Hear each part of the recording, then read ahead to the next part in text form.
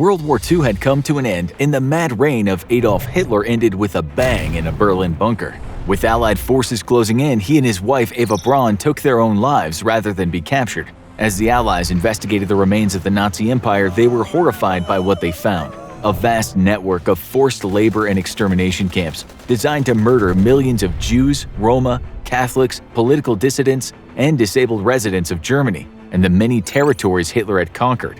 In total, over 11 million people had been murdered by what would come to be known as the Holocaust. The world was shocked by the scope of the Nazi regime's evil, and they knew this couldn't be like other wars, where peace meant forgiveness for the architects of the losing side. There would be justice, and the Nazi leadership was in its crosshairs. Nazi leadership immediately began to go into hiding, seeking refuge anywhere they could avoid arrest. But one prominent Nazi had a head start. Heinrich Himmler was one of the most prominent members of the Nazi Party and the commander of the Waffen-SS. One of the key directors of the Holocaust, he eventually fell out of favor with Hitler in the last days of the war and tried to open peace talks with the Allies. When Hitler discovered this, Himmler was fired and his arrest was ordered. He attempted to go into hiding under a false name, and as the Nazi regime collapsed, he was detained at a checkpoint. British soldiers noticed his fake documents had a stamp associated with SS members, and Himmler was forced to admit who he was. He was arrested, but when he was examined by a doctor, he bit into a cyanide capsule and quickly died.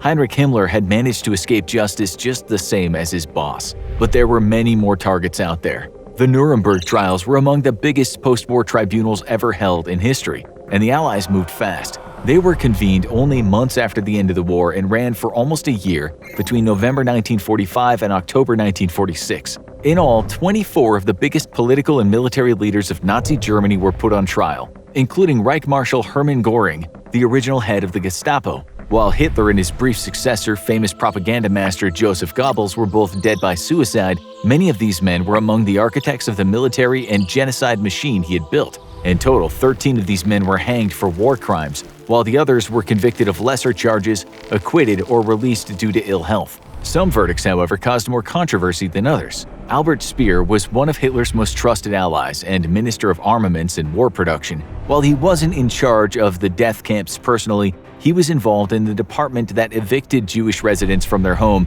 and in the use of slave labor to build the German war machines. That led him to being charged for war crimes and crimes against humanity, and he was expected to get the death penalty just like many of his comrades. However, he narrowly avoided death and was sentenced to 20 years in prison. From there, he took a different tact, portraying himself as a humble bureaucrat who had been ignorant of the worst of Hitler's actions. His interviews in the two books were seen as a unique look inside Nazi Germany, but many historians say his claims of not being directly involved in the Holocaust fall flat, a question that will remain unanswered after his death in 1981 from a stroke. While most of the names at Nuremberg were military and government officials, there was one big exception.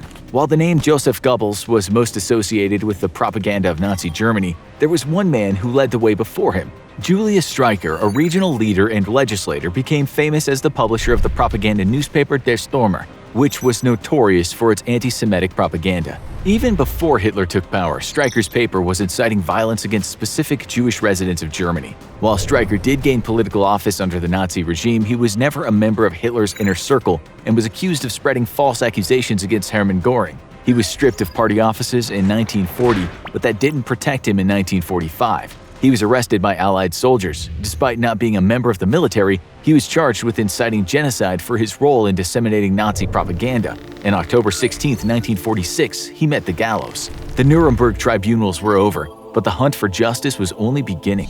U.S. military courts conducted 12 more military tribunals against accused criminals from Nazi Germany, mostly high-level German industrialists who had used slave labor and looted occupied territories, as well as remaining German military officers. They were led by American judges, with the most famous being the Doctors' Trial, which tried Nazi physicians for their role in mass murder by involuntary euthanasia. In total, almost 200 Nazis were executed at these follow-up tribunals, but many of the most high-profile members of the Nazi regime were still at large. In fact, some would never see justice at all. In the aftermath of World War II, the focus shifted to the next great conflict, the Cold War between the United States and the Soviet Union. Both countries were seeking any edge in the fast-moving race for military technology, and they would get it from anyone, even if they had been fighting them on the battlefield only years earlier. That led to the creation of Operation Paperclip, a secret U.S. program that brought over 1,600 scientists from the Nazi regime and German military to the United States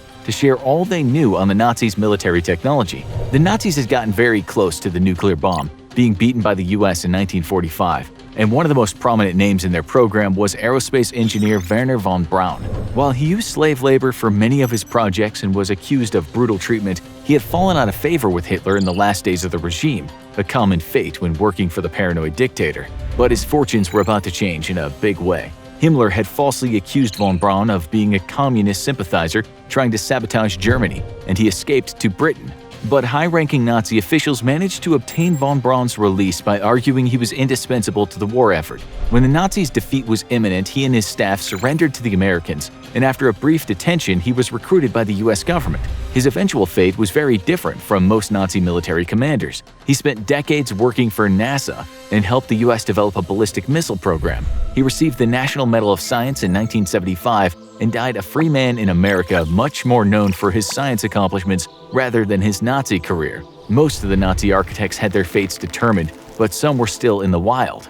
In the aftermath of the war, countless Nazis fled Germany in prosecution via what became known as rat lines. The Nazis would flee to either Italy or Spain, both of which were considered friendly locations where the Allies weren't looking, and then on to their final destination, usually South America. Countries like Brazil, Argentina, and the rest of the continent became notorious havens for high-level Nazi war criminals. Most notoriously, the Mad Doctor Joseph Mengele. Wanted for crimes against humanity for his twisted experiments on concentration camp residents and prisoners of war, he was able to change his name and flee to Argentina. He was able to avoid capture and extradition and was only positively identified under a false name after his 1979 death from a stroke while swimming.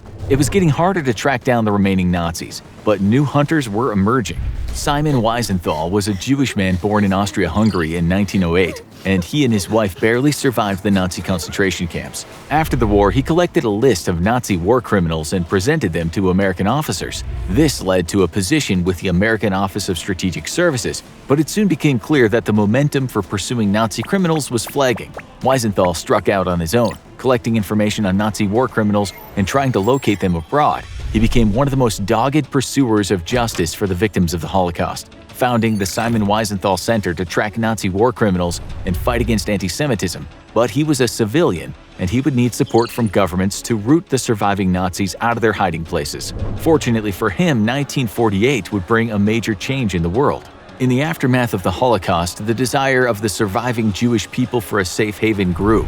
That turned into a flashpoint in what was then the British Mandate of Palestine, as the Jewish residents in what had been their historical home fought for independence. In 1948, the newly formed United Nations voted to partition the land, with the western half becoming the State of Israel. A brutal war formed, with most of surrounding nations invading, but the newborn State of Israel shocked the world and fended off the invading armies, winning its independence. And its newly formed spy agency, the Mossad, had another mission in its mind beside protecting the homeland: hunting down the remaining Nazi war criminals. They had one name in particular at the top of their list. Adolf Eichmann had more in common with his boss than just his first name. He had been as much of a true believer in Hitler's extermination of the Jewish people, and as an SS commander he managed the mass deportation and extermination of the majority of Europe's Jews. While he was captured by the United States shortly after Germany's defeat, he managed to escape from his first detention camp and hide in France for several years. There, he escaped to Argentina in 1950 with false documents provided by a bishop with Nazi sympathies.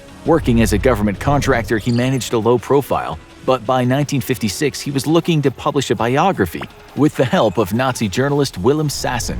That arrogance would set his undoing into motion. Simon Wiesenthal had been pursuing Eichmann since the last days of the war, and he received a report in 1953 that the fugitive had been seen in Buenos Aires. But he didn't get a big break in the case until 1960, when Eichmann's father died. Wiesenthal sent private detectives to photograph the funeral and provided the pictures to members of the Mossad. An informant in Argentina, Lothar Hermann, had also reported that his daughter dated a man who claimed to be Eichmann's son and identified his father. They had enough evidence to arrest Eichmann and bring him in for trial, but Argentina almost never granted extradition arrests. Israel's Prime Minister David Ben-Gurion made the decision that they should take matters into their own hands. And so began one of the greatest missions in the Mossad's history. An 8-man team led by Mossad agent Rafi Eitan was sent to Buenos Aires, where they carefully tailed Eichmann and observed his routine. They found an abandoned location where he would walk by every day on his way from the bus, and chose that location to nab him. Although the plan was almost abandoned when Eichmann wasn't on his usual bus, the agent stood by, and he got off the next bus. The team grabbed Eichmann, dragged him to a car, and hid him under a blanket. From there, they moved him from one safe house to another over 9 days, making sure they had the right man. There was only one more step to the operation: getting Eichmann back to Israel. He was sedated, dressed as a flight attendant, and taken on one of Israel's planes that had recently brought a diplomatic delegation to Argentina. When the plane was delayed as the flight plan had to be reviewed, the Mossad ruse was not discovered. Eichmann was flown back to Israel, and his capture was announced to a nation full of Holocaust survivors. While Argentina was enraged by the stealth capture, Israel refused to back off their plan to put Eichmann on trial. He was interrogated for 9 months, where he showed little remorse and didn't seem to acknowledge how deeply involved he had been in the Nazi genocide. This led journalist Hannah Arendt to coin the term the banality of evil. He was eventually charged with 15 crimes against humanity, war crimes, and crimes against the Jewish people, and convicted of all 15. And on Israeli soil, Adolf Eichmann became one of the only 2 people to ever face the death penalty, and the first since the War of Independence, hanging on May 31, 1962. Time went on, and the hunt for Nazis became less prominent, but they didn't stop. As decades passed and many of the Nazi leadership died either in custody or in their new homes, the focus shifted to many of their younger collaborators. Concentration camps were often staffed by brutal overseers who may not have been high-ranking Nazis but committed terrible crimes. Under its new leadership, Germany tried many of them personally, and many were deported from other countries in Europe or from the United States. But as the 21st century dawned, the hunt for Nazis slowed to a trickle. But it didn't stop. As one old man living in New York discovered, justice didn't have an age limit. Yakov Pali was a Polish-Ukrainian soldier who guarded forced laborers at the Troniki labor camp. While serving in the Stribel battalion, he oversaw the mass murder of 6,000 Jews in a single day. After the war, he was designated a displaced person after lying about his wartime service and was allowed to immigrate to the U.S. There, he lived quietly until 1993, when the Justice Department uncovered his name in Nazi records. He was tracked down and admitted to lying. His U.S. citizenship was revoked and the government initiated deportation proceedings. There was just one problem: no country would take him.